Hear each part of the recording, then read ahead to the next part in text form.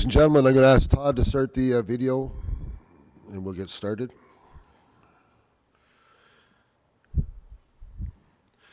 Good morning, everyone. Welcome to today's meeting of the Council of the United Counties of Stormont, Dundas, and Glengarry, today being Tuesday, February 21st. Madam Clerk, the order for call to order, please. It's moved by Councillor McGillis, seconded by Councillor Bergeron, that the meeting of the Council of the United Counties of Stormont, Dundas, and Glengarry be hereby called to order. All those in favor? Opposed? Seeing none, that's carried. The agenda, Madam Clerk. Moved by Councillor Bergeron, seconded by Councillor McGillis, that Council approve the agenda. All those in favor? Opposed? Seeing none, that's carried. Any disclosure of pecuniary interest or general nature thereof? Seeing none. The adoption of the minutes. Moved by Councillor McGillis, seconded by Councillor Broad, that the minutes of the meeting, including the in-camera minutes of the Council of the United Counties of Stormont, Dundas, and Glengarry, held January 16th, 2023, be adopted as circulated. All those in favor? Opposed? Oh, 1 second. Councillor Densham.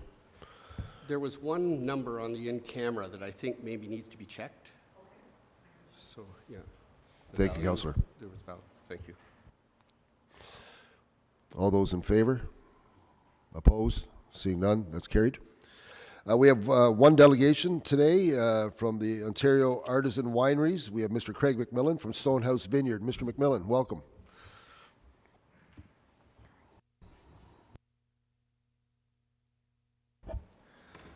Good morning. Thank you for having me.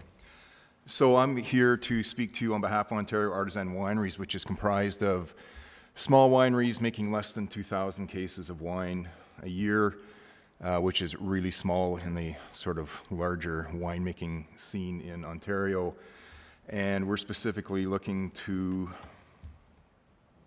we just got to find the mouse here and we'll be good.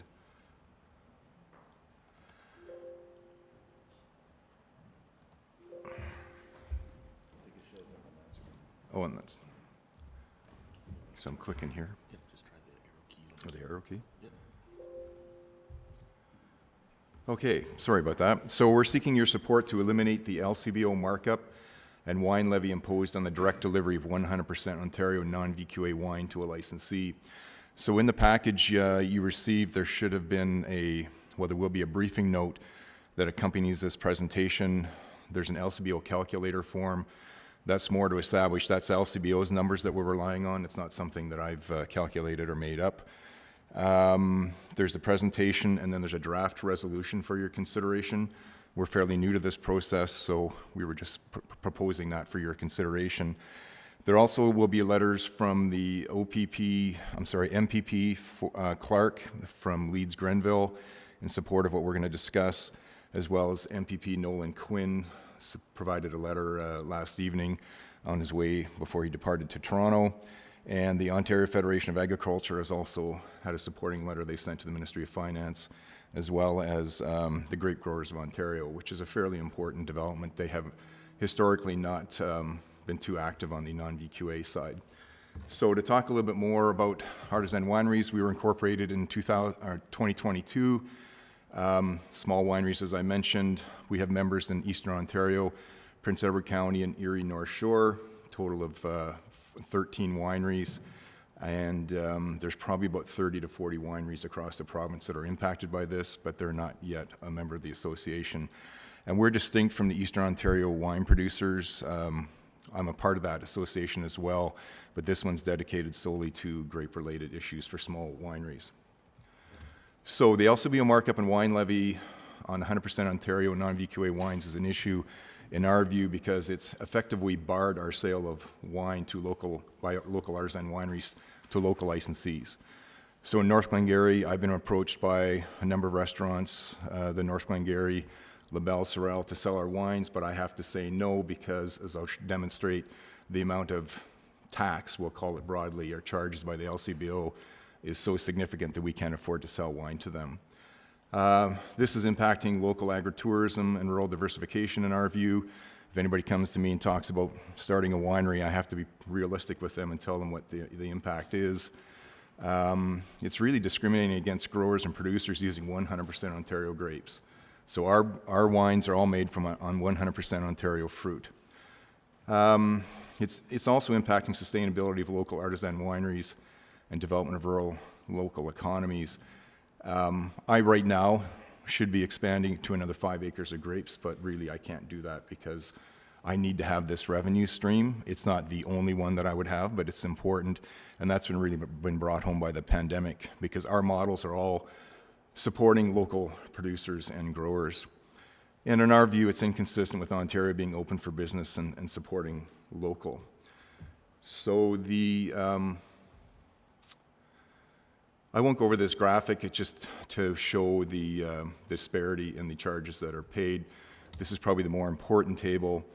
So a non-VQA winery is one that does not belong to the Vintners Quality Alliance. It was formed about 35 years ago, initially as a volunteer group to represent wine producers, mostly in Niagara, probably expressly in Niagara. And around 25 years ago, it became legislated, and they dominate the scene. But not all wineries are part of VQA, and there's a host of reasons for that. One is cost prohibitive. We're so small, we're really not trying to get into the LCBO. We're not looking to export internationally, so VQA for us is not really important part, other than they seem to have this exemption from these taxes. So on a $20 retail bottle of wine, I can't explain the magic through LCBO, but essentially that bottle is sold for $18.02 to a licensee. So if you look in the first column, VQA winery is going to get 80% of that $18 sale, which is $14.47.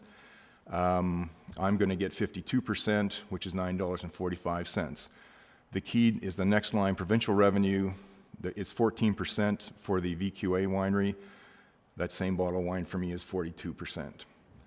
The federal charges and the container deposit are all the same across the board. So you get the total taxes there is 19.7% are charges for the VQA winery and 47.5% for us. The third line down at the bottom there, the difference is the LCBO markup, which is $6 and change, and a wine levy of $1. The excise tax is just starting to bite now. Historically, wineries in Ontario were not paying excise tax. Australia bought a challenge for unfair trade practices. The federal government settled that, and as a result, the excise tax has been brought in. So it's not that there never was an excise tax, it just wasn't being charged. So we're starting to pay that now. We're bottling last week and this week. For every one of those bottles, we're going to pay 60 cents on that, which adds up to several thousands of dollars, even for small wineries. So just to extrapolate a little bit further, if you took that $20 bottle of wine, for the VQA winery, if they sold a case of it, the revenue is $173. Ours would be $113, which is $60 less, and the equivalent of more charges is $60. On 1,000 cases, you're talking $60,000 less for the non-VQA winery and $60,000 more in charges. And on 2,000 cases, you're looking at a $120,000 difference. Now, 2,000 cases is an extreme example because none of us would be selling all our wines to a local licensee. Most is sold from on-site wine stores is what we use. We also go to events in other places, but you can see the 2,000 cases, it gets quite, it scales quite significantly. These are the total implications on slide 9. I'm not going to go through those. It just takes in those extra charges. So where does the LCBO get the authority to impose these charges? When I initially looked at this, so the Eastern Ontario wine producers raised this 4 or 5 years ago, engaged in a letter writing campaign with various ministers. AGCO, Alcohol Gaming Commission, said it was LCBO. LCBO said it was Ministry of Finance. Ministry of Finance said it was LCBO. So it kind of went around in a circular fashion. But we were never able to really nail down what's their authority. And in my initial thought, they were charging us a tax. And if you're going to impose a tax, you have to have specific regulatory or legal authority to do that. And so in 2021, during the pandemic, I started communicating with various ministries without much success, and I eventually got to a meeting with the Alcohol Policy and Strategic Initiatives branch of the Ministry of Finance. And after about a year, they disclosed that Section 4, Subsection 1 of the Liquor Control Board of Ontario Act is what gives the LCBO authority to charge the markup and wine levy. under the natural rights provision, which essentially means they're like any other business owner. They can mark up the products as they see or impose charges on it. So it's a policy decision. Nobody's said that's not the case. We were told, or I was told directly by a number of wine industry experts, it's legislative change. If you want to have this change, you got to change the law. That's, in my view, not the case, and nobody's refuted that out of the province, to my knowledge. So it's a policy decision, but being realistic, policy decisions can be as difficult to change as legislation sometimes. So the irony, to some degree, is that eliminating the markup and wine levy would actually increase provincial revenue. Now, I'm not talking millions and millions of dollars here, but it could, depending on the number of wineries involved, it could range for anywhere from $500,000 to several $1 million increased revenue, because the wineries would actually start, non-VQA wineries would actually start selling wine to local licensees. So we're kind of slipping through the cracks to the extent that, and I think the officials would admit this, that they didn't really quite understand how the non-VQA wineries are being impacted by these charges, and the significant impact it's having on our ability to develop. So just as to start to wrap up, you know, we say it's a multi-tiered advocacy. So our strategy has been, and that's what the Ontario Artisan Wineries was formed for, was there's a number of issues that we have with the province. This was identified as the primary one from the wineries' perspective. Letter writing campaigns weren't necessarily going to do it, so we've got a multi-tiered strategy, and quite frankly, we need voices across the province. So it started with the Grape Growers of Ontario, I mentioned. Late last year, they came on board. The board of directors passed a resolution saying that non-VQA wine be eligible for the same benefits as VQA wineries. A pretty significant development, as I already mentioned.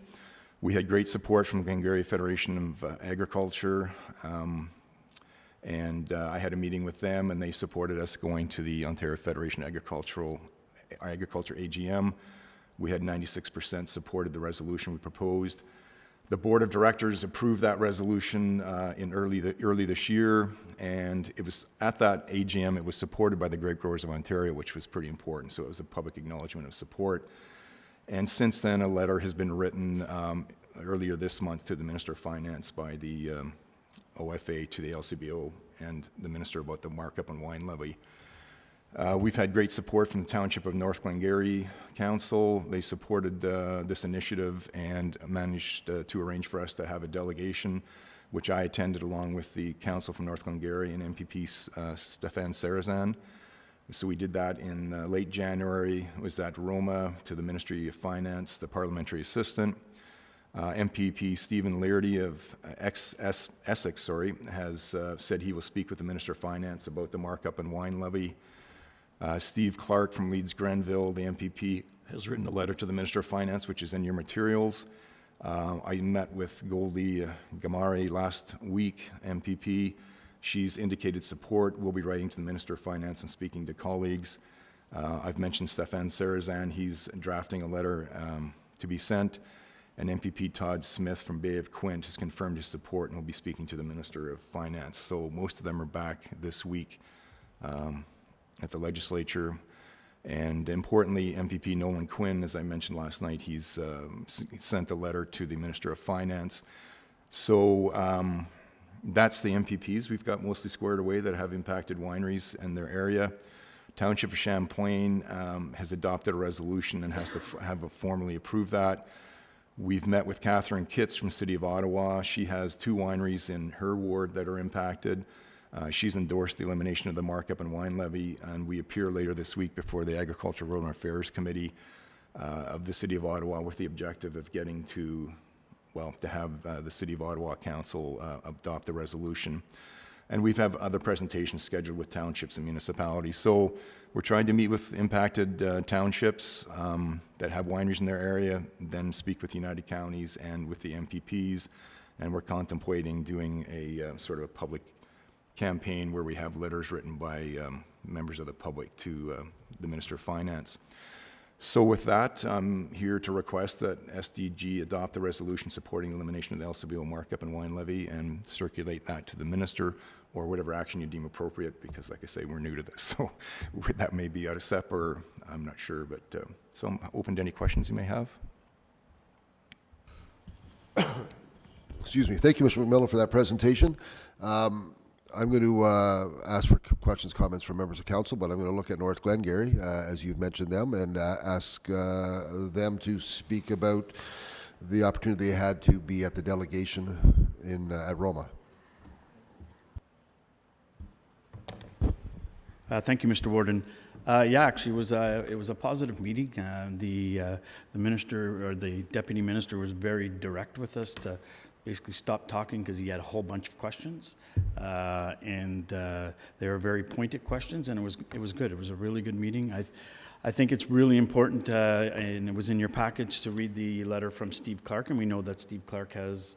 Is probably the number 2 person in that government and has sent a letter to the Minister of Finance requesting that change. So, we are always talking about agritourism and everything that goes with that, and I think this hits the nail on the head for exactly what we want to see. It's unfair, that the big wineries, they're, again, as Craig said, it's 2,000 cases. They would never, ever have enough capacity to actually put anything in the LCBO. So I think this is, it hits everything that we're looking for, and it's small business. So definitely I'm, as you know, North Glengarry is very much in support of this. Thank you, Councillor McDonald. Councillor McGillis. Thank you, through you, Mr. Warden. I would certainly support this as well. Of course, businesses are going to be affected, but at the end of the day, it all boils down to the consumer who's going to be paying at the end of this. I was wondering, maybe, have you thought about maybe sending emails, or this, not emails, but support through this motion to circulate this throughout all of Ontario municipalities, 444 municipalities, so that we could, at our end, every municipality will support this too as well. I think this would be smart to get extra, the extra support that you need to make this change, or before they make the change. They haven't went through this change yet, right? No. No commitment on what they're going to do, not even to the extent whether they're going to review it. I think the government will need to be persuaded that it's an important thing to do for small business, and I think that case can be made. I think the biggest traction point is this is 100% Ontario grapes. So why would a VQA winery get, a 40-some% advantage over a non-VQA winery? And that's the point that I think has caught attention. There will be noise made about, floodgates arguments, we're going to flood the market, but, there just simply is not the numbers to support that. We're not going to the LCBO because we can't produce enough wine to meet their technical requirements, because they want pallets and pallets of wine. So I don't see that as really being a threat. The justification for it, I've not been provided with one, but I spoke with a family that's been in the industry for 30 years, and they said in the 90s that exemption was given to the wineries to attract them to the VQA model. But as I've mentioned, that's just not scalable for us. I mean, I'm not going to bore you with the numbers, but I've done that number crunching, because the advice you get was just join VQA. But if I crunch the numbers it costs to belong to them, the actual improvement in my financial position would be no better, because the charges that I'm saving, I'm now paying to the VQA. So, like I say, we fall through the cracks. This is a sustainable local agritourism model. We all partner with local producers. We're not looking to be multimillionaires or be big corporate wineries, which is just a model that I think is sometimes a little hard to get your head around, because most aspirations are beyond that to bigger markets. Thank you, Councillor McGillis. Councillor Williams, and then Councillor Lang. Thank you, Mr. Warden. Craig, I'm just wondering if you've approached the Eastern Ontario Agri-Food Network. Their mandate is to support local producers in the local food industry, and including agritourism. So they're having an AGM or a meeting at our place at the end of March, and we plan to have a discussion with them. The tourism component of it has been interesting. I'll be quite frank, the Tourism Association, our Industry Association of Ontario, was not supportive. I think, so we sent them the material. It's pretty clear to me that they just contacted the VQA side of the wine industry, and the advice was that there was no interest, support, or need for any change, and their advice was just to join VQA. But I appreciate that the UIN is separate from that, so we went for the big sector association first. Now we'll start working with the smaller partners as well. Great. Thank you. Thank you, Councillor Lang. Thank you, Mr. Warden, through you. Thanks, Craig, for the presentation, and look forward to hearing it again tonight at our regular council, and I'm quite sure our I'll change council- my shirt so it'll be a little different. I'm quite sure our council will support it. I'm just speaking in favor of it, and I will add that I appreciate what Councillor McGillis said too. I think we should put it out to opportunity for all municipalities to respond positively to it.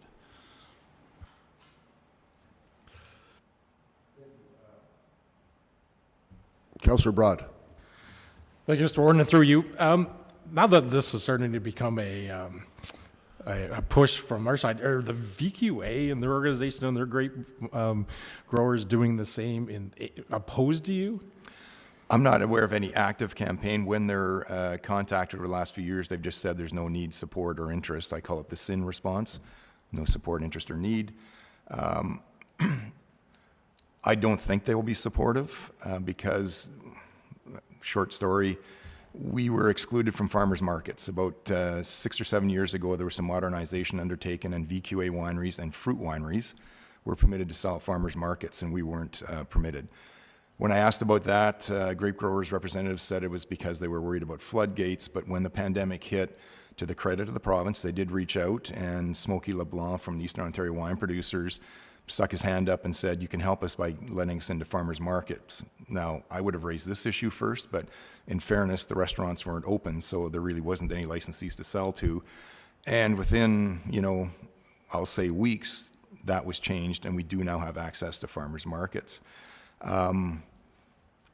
There's a lot of complexities around. It's not complicated, but it's complex. I don't know if that makes sense, but VQA only has 23% of the market roughly in Ontario. International domestic blends, which is only required to have 25% Ontario fruit, has the vast majority of liquor store space when you go in, but that's really not material to us. I'm just looking to get to local licensees. So I don't think VQA would be supportive. I could be wrong. Grape growers, as I mentioned, came on board. They had been kind of silent on the issue for about a year, and then when we created the OAW, the Ontario Artisan Wineries, I think they saw that we were a little bit more serious about it, going to be more organized and strategic, and they came on board because they see it as about 100% Ontario fruit. Why do you discriminate against the two? I don't know if that answers your questions or not. Okay. Any further questions or comments? Seeing none, Mr. McMillan, I'm glad you touched upon the agritourism aspect of it. That's something that I feel is very important in our area, is the support and growth of agritourism, and any opportunity, I feel, any opportunity we can take to support agritourism, agriculture, and any forays into entrepreneurship in that area is important, that we look at it with the positive eye and try to support in any way we can. So to that, Madam Clerk, is there a resolution prepared? Yes, through you, Mr. Warden, there is a resolution in your package. If you'd like me to read it, I can. Would you please? So it reads, whereas non-VQA wineries that sell 100% Ontario wine directly to a licensee, example, local restaurant, are subject to a Liquor Control Board of Ontario markup and wine levy that are not imposed on a VQA direct delivery wine sale to a licensee. And whereas this results in significantly increased charges and reduced revenue for non-VQA wineries and effectively bars the direct sale of 100% Ontario non-VQA wine to local licensees. And whereas the resulting impact limits the development of local agritourism, rural economic diversification, and local partnerships.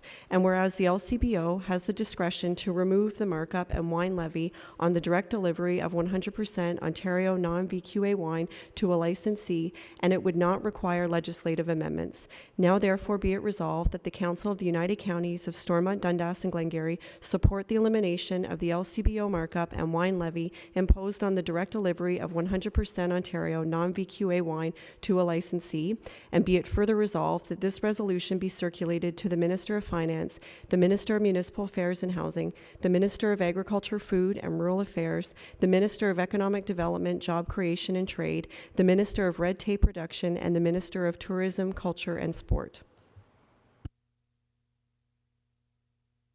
We heard the resolution.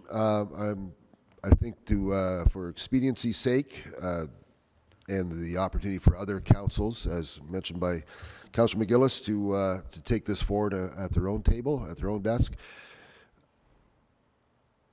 Do I have a mover? I'm going to go Councillor McDonald moving it, and then Councillor McGillis seconding it. And we've heard the resolution. All those in favor? Opposed? Seeing none, that's carried.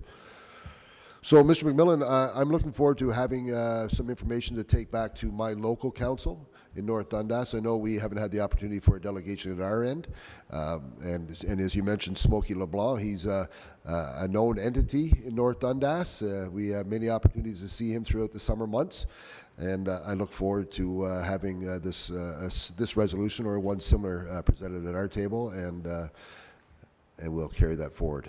Thank you. Look, thank you very much, Council and Warden. Thank you. Thank you.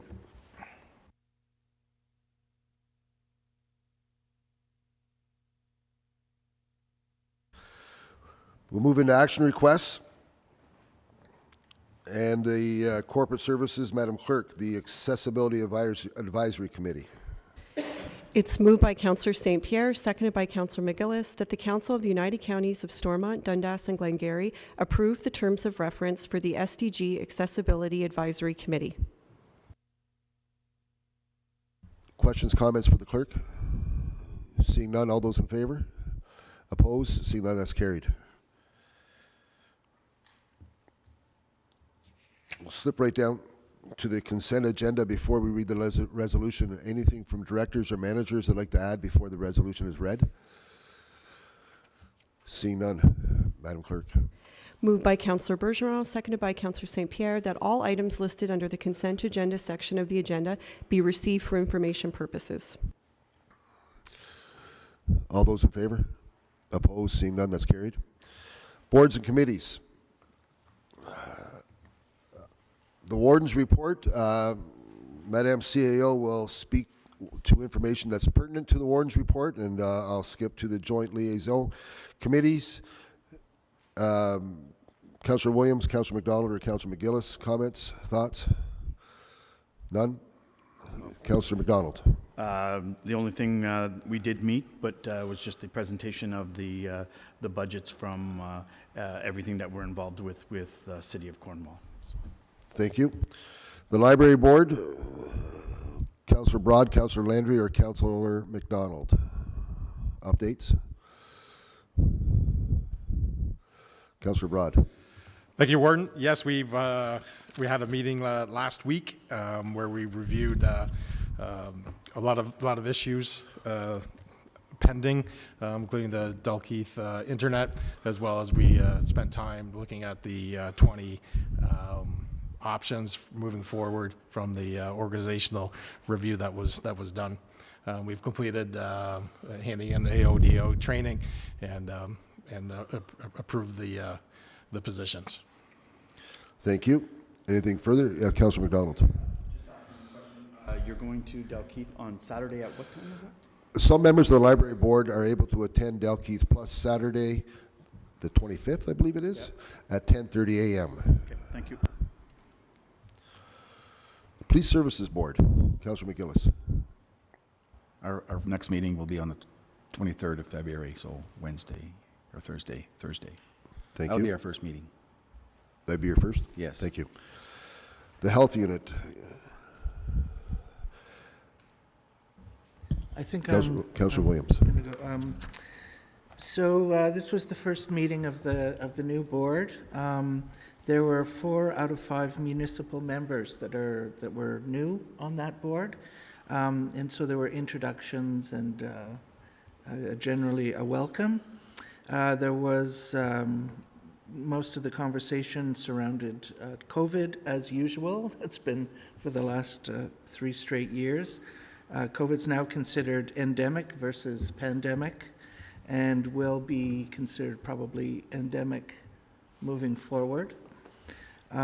There's still deaths due to COVID, but those tend to be in individuals who have other underlying health conditions, not from exclusively the virus itself.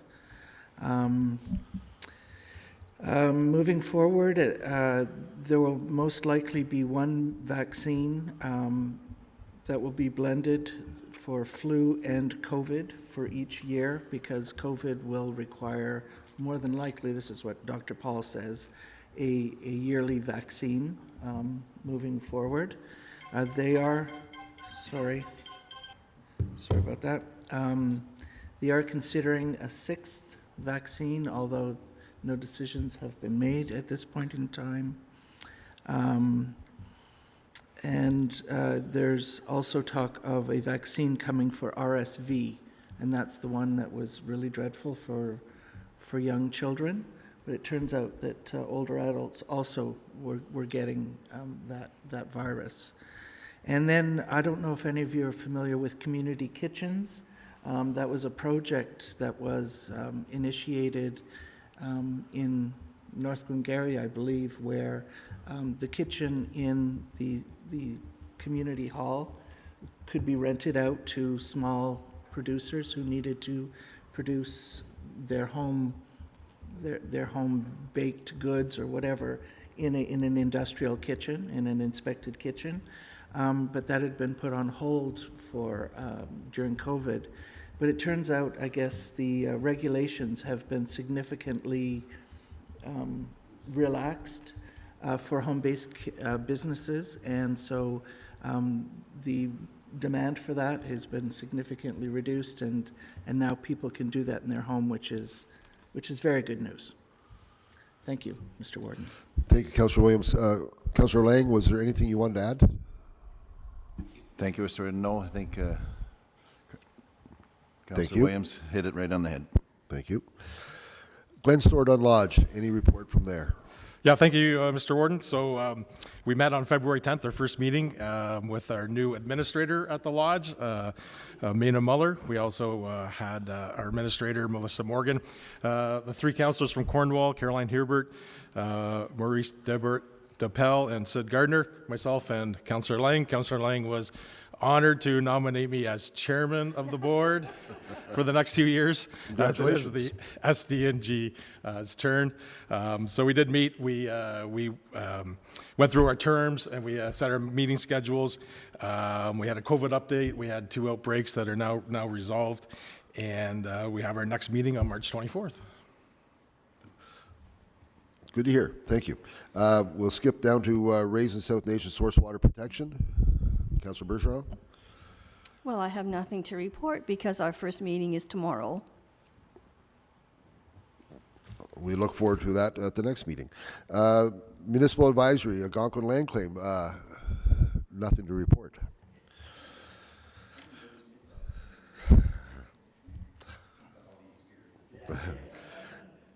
Eastern Ontario Agri-Food Network, Councillor Williams. Thank you, Mr. Warden. This is an update from Louis Bellon, the Executive Director. Currently, there are 68 members in SDG, particularly. The new local food brand is officially launched, and roadsides are ordered. I didn't know they were ordering roadside signs. An SDG company is producing them. The AGM, as Craig McMillan said, is booked for March the 30th, and it'll happen at Stonehouse Vineyards in Dalkeith. The new website back end is ready. Next steps are data entry and loading up the content, whatever that means. There's one new major sponsor, and there are great discussions in progress with regards to funding on the both municipal and provincial levels. And the rest is in preparation for summer season. Thank you. Thank you, Councillor. And the Regional Incentives Program Approvals Committee, has there been a meeting? No meeting. No meeting yet? Okay, thank you. And that'll cover that. We'll move into key information. Madam CAO, the administrative update. Thank you, Mr. Warden. So I've put together a little summary in your council agenda. It's a little bit different than I think what has been provided by administration in the past, but in discussions and looking at what some of my my peers are doing in other municipalities, I thought I would put this on and look for council's feedback. So just to kind of wrap up, the month of January was a really good month, a little bit busy. I had the opportunity to meet with all of our local CAOs, as well as Mark Hemrick, our OPP detachment commander. I was able to attend a few meetings in preparation of Roma for our delegations. Had a meeting with Charlie Boland at the Dundas Manor, and also had a call with Amy Porteous for Maxwell Manor. And then we also attended our EOWC inaugural meeting, and also had a couple of meetings in-house with Eric Duncan. He wanted to keep me busy, so just maybe working through a few things. Our Roma delegations, I think, went very well. The first one for Highway 138 safety improvements. In attendance, there was Warden Fraser, Councillor Landry, Councillor McGillis, Mayor Towndale from the City of Cornwall, myself, and Bob Peters, the Manager of Economic Development. I think that discussion went well. I think that we will have to continue on our side, on administration side, between myself and our Director of Transportation. We're probably going to have to continue to try to meet with the MTO to keep elevating our priorities and our concerns of what we'd like to see done on the highway for those improvements. We had a good meeting with the Minister of Long-Term Care. In attendance was, again, Warden Fraser, Councillor McDonald, and myself. I think that he was receptive to our comments with respect to making sure that Infrastructure Ontario could support the loan requirements for both of those homes redevelopments. But he was very direct that the projects need to get going. And so I've been working with Dundas Manor, and I will follow up with Maxwell Manor. I will be likely coming back to council at the next meeting to see if there's some further support that we might be able to provide with respect to a loan guarantee for the two long-term care homes. That would help them secure their financing. It would also help them a little bit on the rate side as well. So more to come on that, but those are some of the outcomes from that delegation at Roma, and then following up with ministries in the last couple of weeks. The EOW and EOLC, the EOWC had a delegation at Roma for the 7 and 7 project, so that's the plan to build 7,000 affordable housing units with hopefully the incentive of another 21,000 being developed alongside, so a total of 28,000 in Eastern Ontario. The model would likely have a housing complex similar to what we've been doing in Cornwall, where you have some units that are at affordable, some units at market rate, some units that might be set for rent subsidy. And by having that type of mixture within the portfolio, it makes the project more viable. I think their hope as well is that we might be able to incent some private investment to generate some of these additional units. There is a link here for a YouTube video that was shown at Roma and is available for anybody to watch. I think that delegation was well received. The province seems to be receptive. However, now we have to firm up details on how we're actually going to be able to deliver that plan. So that's going to be something that the CAOs are going to have to work on pretty rigorously in the next couple of months in preparation of AMO. The EOWC has a couple of other priorities, primarily in long-term care and community paramedicine. They'd like to continue to see stable funding in those areas and permanent funding for the community paramedicine program. A working group within the EOWC, a couple of CAOs and a project manager worked on this rural housing information system in partnership with the Rural Ontario Institute. That system will go live in the spring, but we did see a demo of it at our inaugural meeting for the Warden's Caucus. It will allow anybody to go in and compare regions with respect to average rent, demographics of people, development charges, permitting process. There's quite an elaborate scale of information that's available, but it will help anybody that's thinking about building in a particular area. It will just give them much better data and information to understand where the demand is and what some of the other tools are that are available.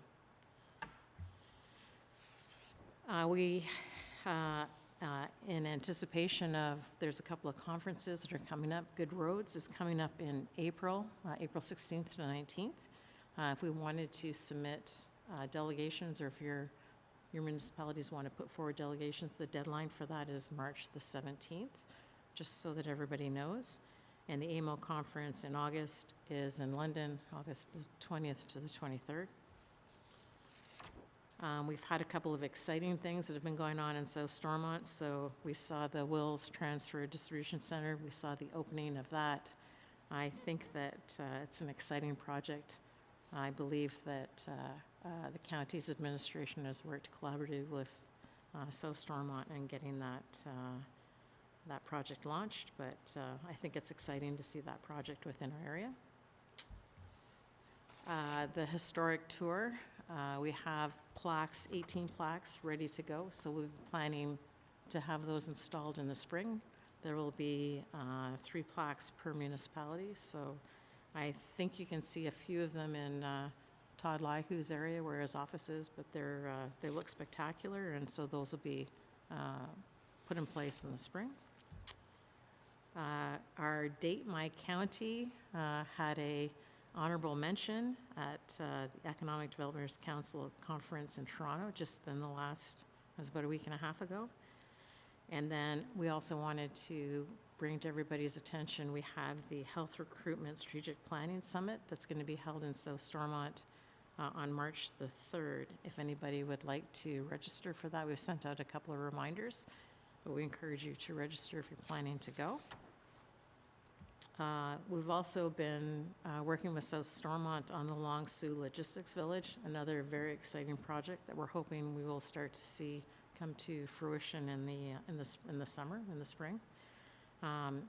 County administration is providing some support on the planning aspects and also working with MTO to make sure that those approvals work through the process that are required to see that project successfully move forward. Just as a bit of a human resources update, we have some recruitments that we're about to undertake or are underway. Certainly our Director of Library Services. We have a district supervisor position that we're currently posting for the SDG Library.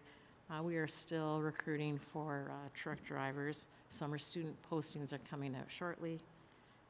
Also would like to just mention that our QP contract 1715, that comes up in the end of March for renewal. So we'll be working on exchanging proposals for that in the weeks ahead. And that is sort of like a bit of a wrap-up. So on future meetings, I was planning to provide similar information. I don't have to go through it in detail with council if they prefer it to be on consent, but I just thought I would kick that off as a start. And it's been a good couple of, I guess, not couple of months? Yeah, a good couple of months, almost 2 months. Yeah. Thank you, Madam CAO. Councillor McGillis was eager to get at it the first minute. Anything, Councillor McGillis? You're fine. Questions, comments for the CAO about the key information report? Councillor McGillis. Thank you. I wasn't that eager, but here I am now. Just wanted to, in addition to your report, very good report, 130, with respect to 138, yes, it was a great meeting, but the only thing is that they explained to us that their starting date is not till the 2024, as it was supposed to 2023, so they moved that up.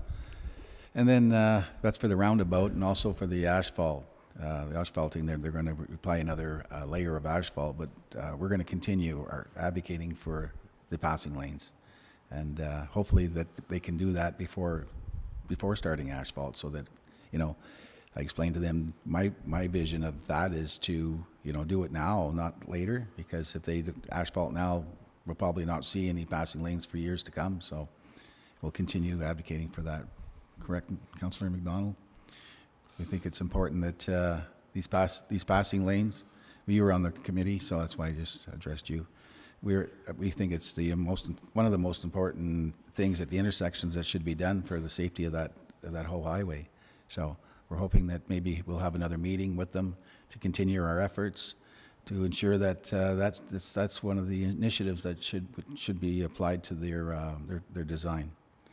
And thank you for that. Thank you, Councillor McGillis. Yes, that conversation that was had at the delegation in Toronto, the communication was key. It was one of the aspects that we wanted to focus on, and making sure there was continued communication both ways, updates provided to us so we're not caught off guard with some of the changes made in the plan, but also fair communication from our end to them, describing the benefits of the improvements, be it health and safety benefits, safety for the commuters, safety for the transporters, but also business advantages provided by this needed improvement to County Road to 138. So that communication is going to continue, Councillor McGillis, and we're going to continue that in a fashion that supports the need for attention to that. Councillor Landry. Through you, Mr. Warden. So just to add to the conversation, I believe maybe when you're saying about advocating and keeping going the conversation, possibly with economic development would be a different ministry that we could approach with the Wolf Lodge, the expansion that's coming with the RNG plant, and so maybe it would just kind of get the discussion going in different ministries to just support it even more. So so that would be something possibly to request future delegations with a different ministry, not just on the safety and the transportation aspect, but also economic development. So, thanks. Thank you for your thoughts on that. Any further comments to the CAO's administrative update? So I do have some thoughts on that. It was, Madam CEO spoke to the thought of a condensed version or have it found in the consent agenda. Personally, I like hearing of all the things that took place, and I'm looking forward to I am requesting support that we have that delivered in the same fashion at the monthly meetings. Do I have a nod of heads that the administrative report be presented in the same fashion? Thank you. And one further note, I do want to thank Madam CAO for her visits to our local CAOs. I'm sure it's important to all of us that that connection is made at our local offices with the upper tier, and I appreciate that, Madam CAO. Madam CAO, the 2023 road tour. Thank you, Mr. Warden. So we've got this item on the agenda. We wanted to solicit feedback from council about a potential tour to plan in somewhere between mid-April and mid-May.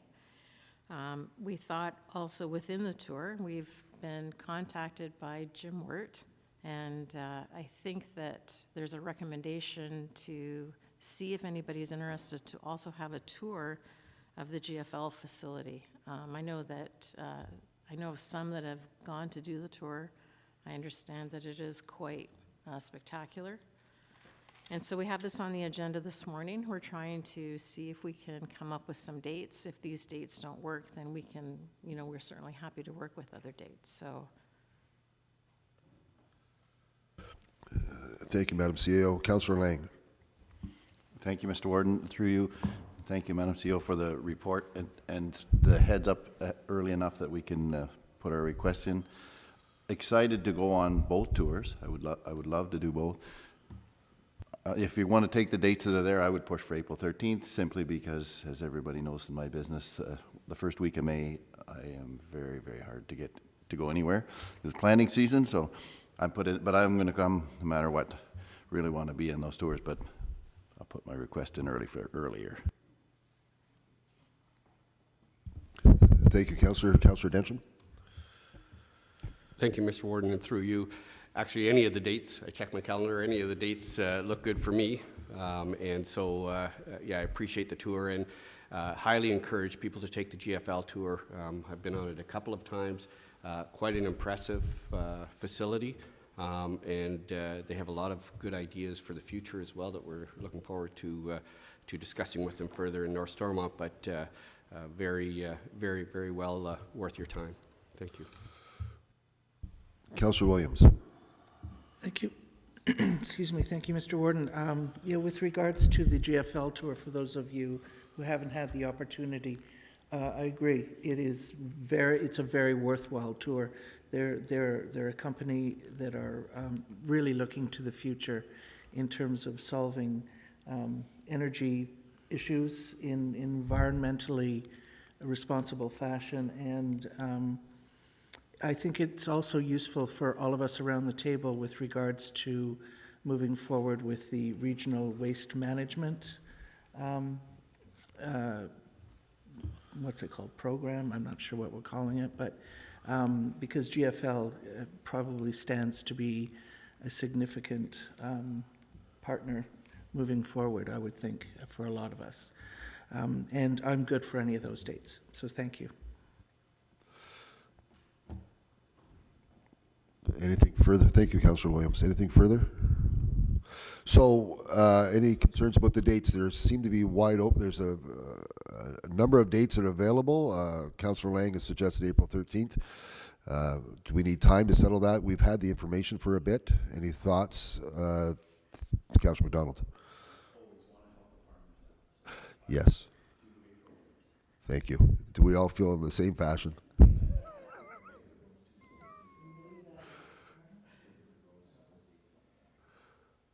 We're at Good Roads those dates?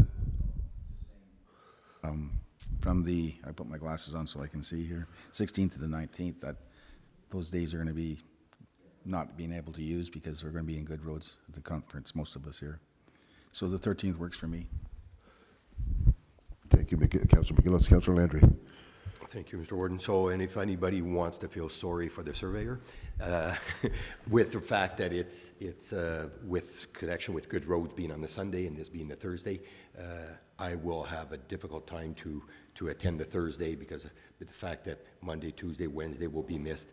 So that's my only concern, that if we could do it possibly the 26th, which would buy me some time in those 2 days in April. Just a request from my end. Okay, so Councillor Lang, does accommodating the surveyor works. Does that work for you? The 26th is usually fine for me. For me, it's that last couple of days of April and the first week of May that is our real crunch time. So I'm willing. 26 is fine. I look around the room for nods. Do I have agreement that, do I see any opposition to the 26th then? Seeing none. There we go. To the surveyors.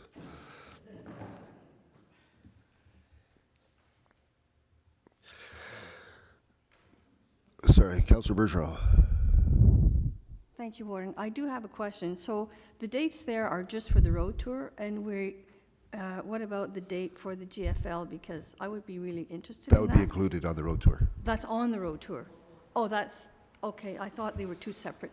We'll Thank try you. and plan it together. We might also look at whether or not there's any interest to have a tour again in the fall, maybe when projects are underway. Okay, thank you. Anything further? Thank you. So there's item 12, 13, 14, and 15. I think we can skip over that. We'll move to closed session. Madam Clerk.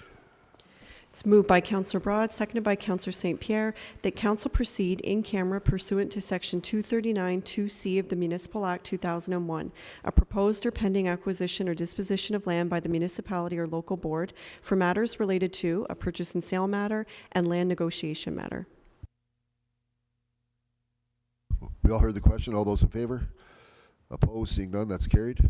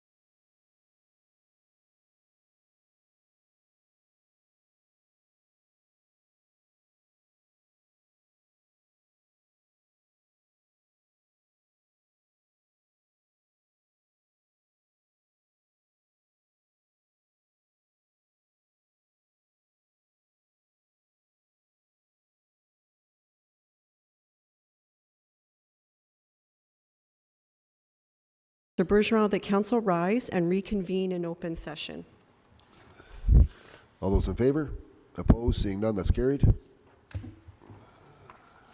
Thank you. And through you, Mr. Warden, a motion resulting from the in-camera session related to the purchase and sale matter. It is moved by Councillor St. Pierre, seconded by Councillor Broad, and reads that the Council of the United Counties of Stormont, Dundas, and Glengarry declare the property located at 607 St. Lawrence Street, Winchester, as surplus to the needs of the county, and that Article 5 of SDG Policy 1-14, sale and disposition of surplus land, is hereby waived due to exceptional circumstances, and that the property located at 607 St. Lawrence Street, Winchester, be sold to Naomi's Family Resource Center, and that staff be directed to bring forward a bylaw authorizing the sale to the County Council meeting of March 20th, 2023. Thank you. Questions, comments? Seeing none, all those in favor? Opposed? Seeing none, that's carried. Thank you very much. The ratification bylaw, Madam Clerk. Moved by Councillor Bergeron, seconded by Councillor St. Pierre, that bylaw number 5387, being a bylaw to adopt, confirm, and ratify matters dealt with by resolution, be read and passed in open council, signed and sealed. All those in favor? Opposed? Seeing none, that's carried. Before we read the adjournment, I just want to thank everyone for their participation today and all those that are paid attention online, and to all the staff that made this run so smoothly. Thank you. The adjournment by resolution. Moved by Councillor Broad, seconded by Councillor St. Pierre, that council adjourn to the call of the chair. All those in favor? Opposed? Seeing none, that's carried. Thanks again.